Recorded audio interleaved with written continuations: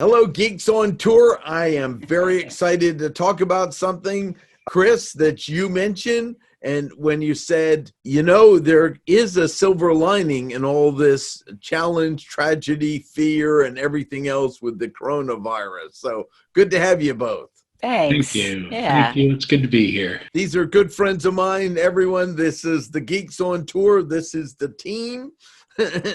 And they're in two locations in their house, not across the state or anything. We're practicing social distancing here. That's probably what we're supposed to be doing.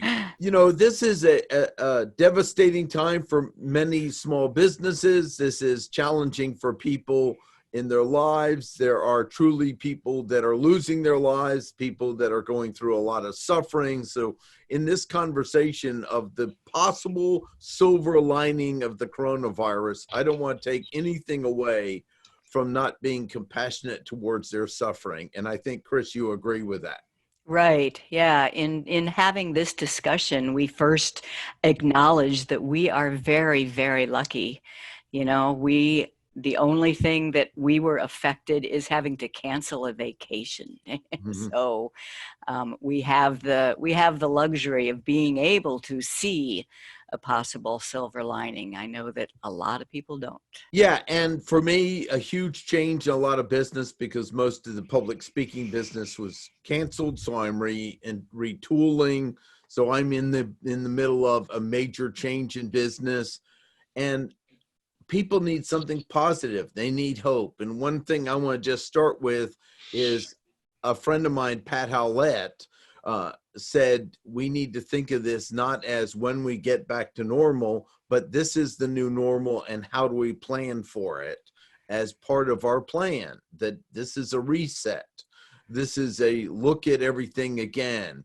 Ask, okay, now what we do. To quote Linda Graff and team back in 2000, I think it was 8, I asked her, what do you want to do now? And she then said the same thing I did and named 9/11 and went back through time and basically said, I'm going to ask, how do we make money now? Because she has a team and it's very important that they're effective in what they do and adjusting. So, Chris, I'd like you to just talk about it because you're the one that you're the eternal optimist, and we need all of those in our lives.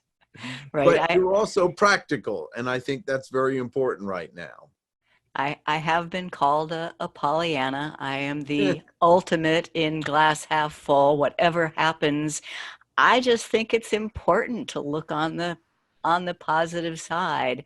And in something like what's going on now, so many people in this country have just been on a treadmill, like the rat on the exercise wheel, and you don't have a possibility of really considering what you really want out of life unless you get a chance to take a break.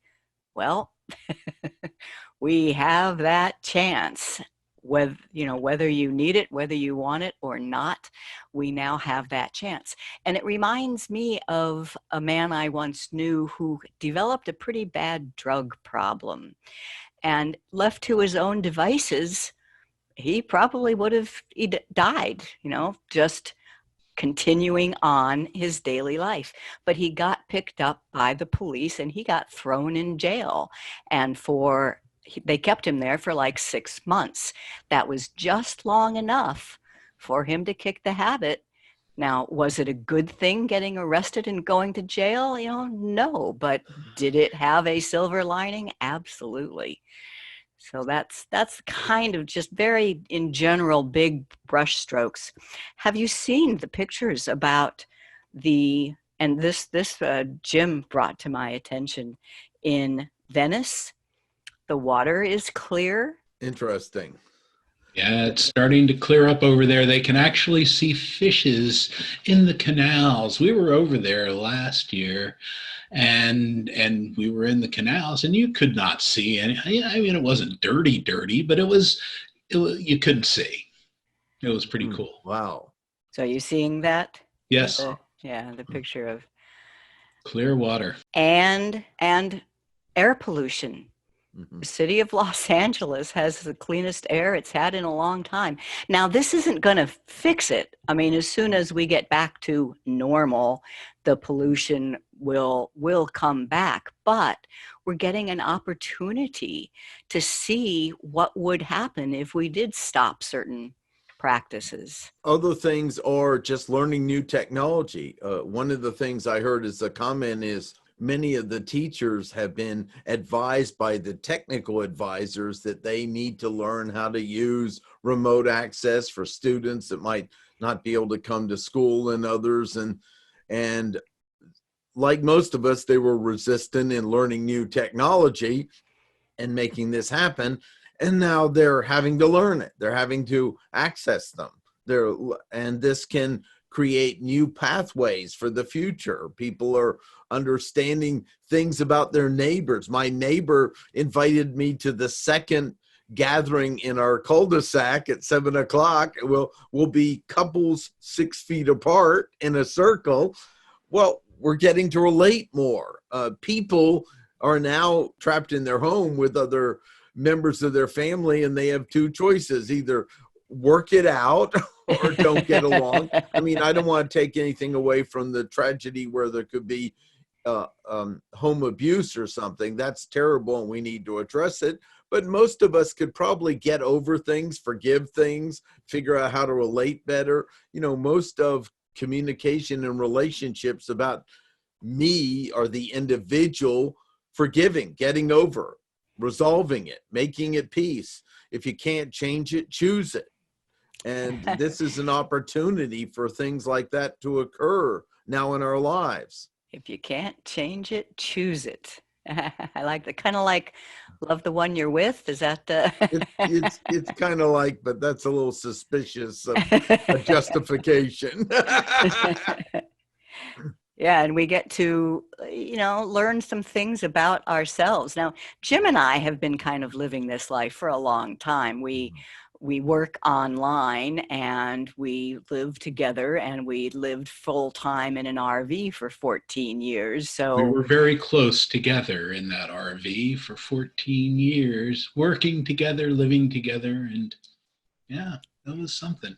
And you had to work things out too. Right, So, right. it's not like you were two very different people with a full life of experience. So it's not like, oh, I'm sure you both provided the grindstone for each other's blade to be sharper and relate better and get along and figure out how to work things out when they occur and go, okay, we have to kind of discuss this through or give this up or compromise. You learn things about yourself when you have this kind of downtime. And here's one and they're not always good things that you learn about yourself, but it's always good to learn about yourself.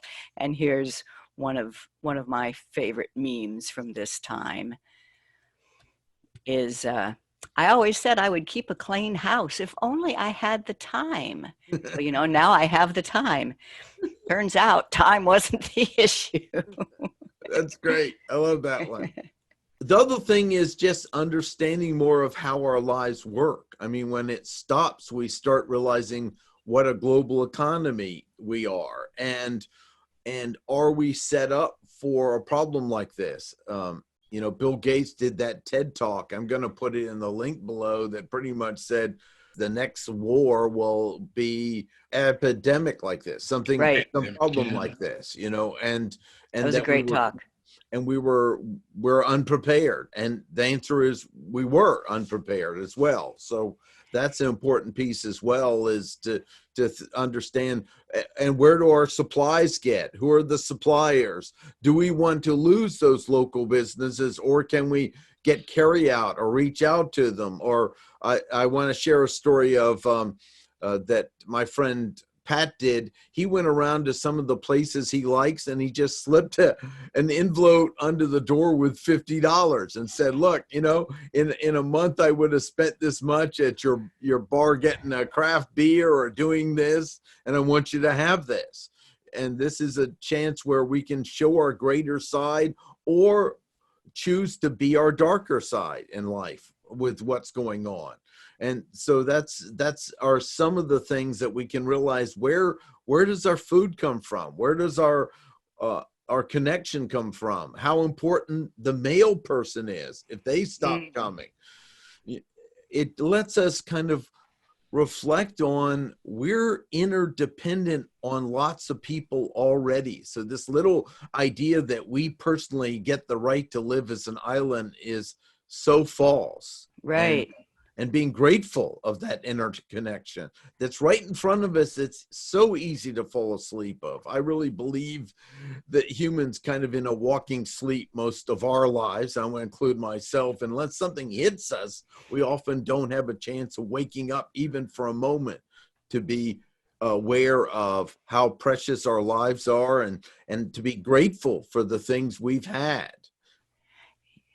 Yeah, and maybe some people are even finding out how much they do enjoy their family, and maybe they shouldn't be on such a treadmill, a rat race to make more money. Maybe we can make do with less and appreciate. I read an article just this morning about how a lot of people are enjoying working from home. It used to be something that would be, admired to be able to work from home. And now people will have to work from home. They'll enjoy it, and maybe they won't be going back to offices. So that will change that sort of income in very amazing ways, I'm sure. Yeah, that's the one positive thing we are actually seeing right now is the people adopting this online meeting space and really making use of it. People who would never have done so before, but because they're forced to, they are, and they're liking it. And this will make more international meetings so possible from now on. Right. And it'll cut down on travel. Figure people are spending a couple of hours in their cars just getting to and from an office, and they can do this in many cases, not all cases, but they can do the same job from home and enjoy it more, I hope. And then maybe that will hasten the self-driving, the autonomous cars and the flying cars, and then we really have a new world. Right. When you don't have to have all these parking lots for cars. Well, the flip of that, Jim, is that the employers are starting to learn that they might be able to get the same productivity out of their employees if they don't just see them in person. And that's valuable, because I know some people that a lot of businesses have these cubicles, and a very large number of people I meet have a horrible time staying productive in a cubicle because there's so much background noise and distraction, and they can be so much more productive at home. And so this is another way where the employers may learn, wait a second, the noisy little cubicle doesn't work for everyone. Some of our employees might work fine from home. And the other piece is they might learn that they need less meetings. The other kiss of death I hear in businesses is just meetings that are so not relevant with everyone involved. Hopefully some of the larger companies will learn maybe we don't need as many meetings, because they'll be subjected to it and find out as well. So there's a lot of potential of growth in like a corporation that might occur. Then there's some amazing small businesses that have, instead of saying, I want to wait until we get back to normal. And I want to give Pat Howlett credit for this. Don't wait until we get back to normal. Actually ask, if this were the new normal, how do I make money? How do I adapt? How do I retool? What else can I offer? There could be lawn people learning how to cut hair. That's just a joke. But how do we retool? I'm so blessed. And you mentioned that I had been working on building a home studio and offering this for a while. And I've offered it for quite a while to the state community colleges. Those are a few of the things I think are real important to understand. One other I want to mention is, why we're challenging why to a lot of things, like why during the flu season do so many of us die? Maybe we just need to wash our hands and bow during the whole flu season and give a little more distance. Something like the simple flu, we just assume, well, you need to get the flu shot, and then a certain percentage of people are still going to get the flu, and it's just that we must have it this way, and it's the way it always is. Well, no, when I talk to a lot of doctors about the flu season, and I say, what else can I do to minimize my risk? They've always told me one thing is, wash your hands and don't touch your face as much. Make sure you wash your hands after you touch something or a person, and kind of minimize distance and watch out for people that might be sneezing or coughing and staying away from them. Japan, I was back there in like 83 or 4, and I've been there twice.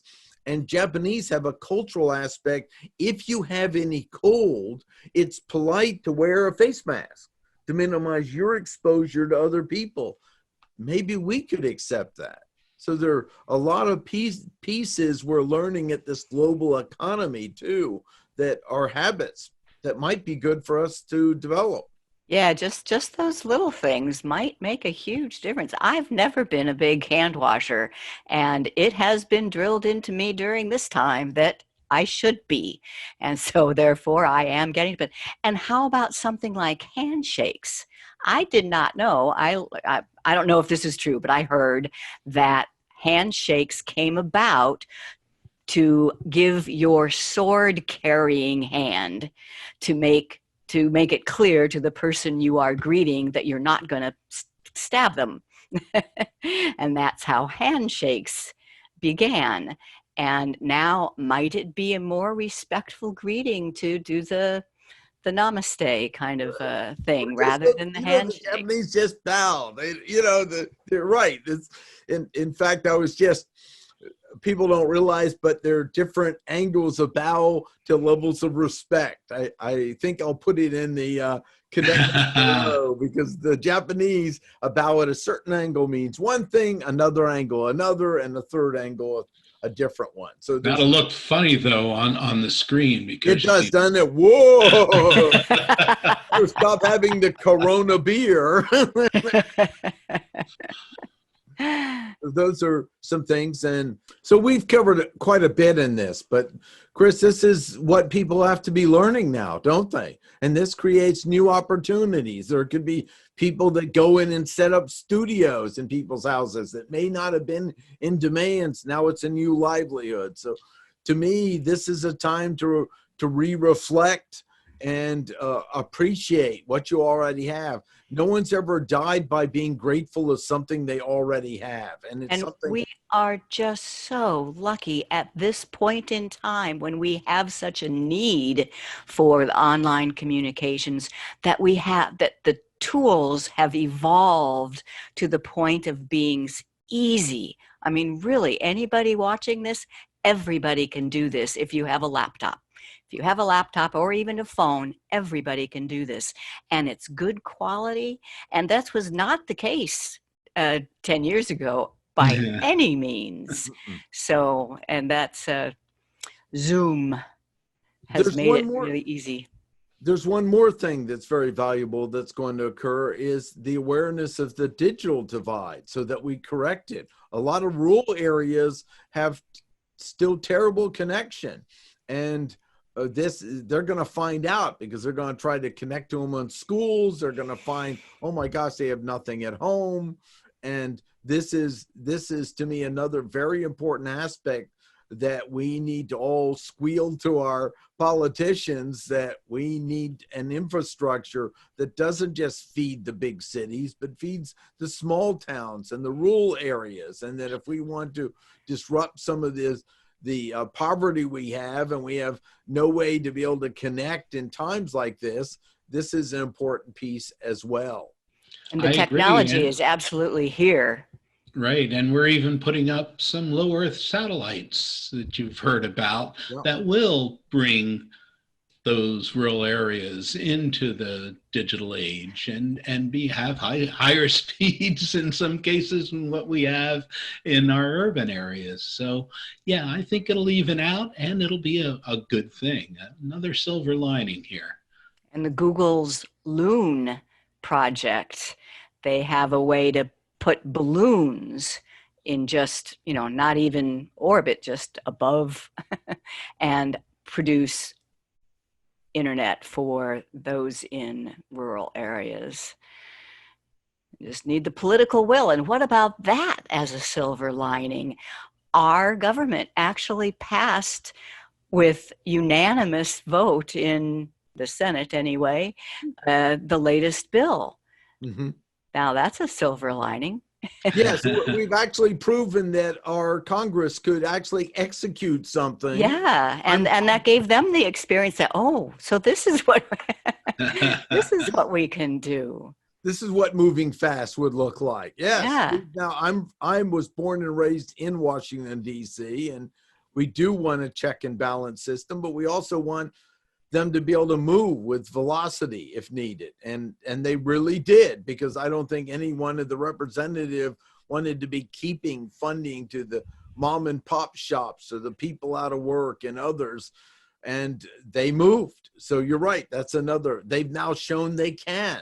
It's so many things where we live in a world where I believe that most of our limitations as human beings are self-imposed. Are self-imposed, absolutely. I'm reading a book right now called The Future is Faster Than You Think by Peter Diamandis. And he talks about 3D printers and manufacturing, with all these manufacturing factories going out, being hollow shells now.